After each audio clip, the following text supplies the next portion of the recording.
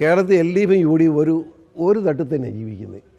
ഒരു തട്ട് L D എഫും യു ഡി എഫും കണക്കല്ലേ.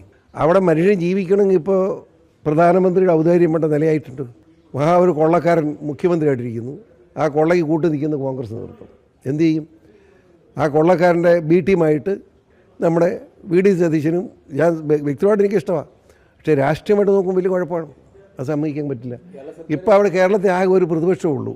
ഒറ്റയാളേ ഉള്ളൂ. നമ്മുടെ തന്നെ അങ്ങേരുടെ പേര് നമ്മുടെ ഗവർണർ അങ്ങേരെ ഉള്ളൂ പ്രതിപക്ഷം.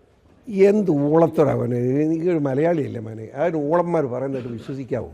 അതായത് 4 ലക്ഷം കോടി രൂപ കടമാക്കി വെച്ചിട്ട് ആരോടെ ഇവരൊക്കെ വർത്തമാനം പറയുന്നത്? വീട്ടിൽ പശുക്കൂടുണ്ടാക്കുന്നത് 45 ലക്ഷം. എന്നാ ഇത്? പശുക്കൂടുണ്ടാക്കുന്നത് 45 ലക്ഷം.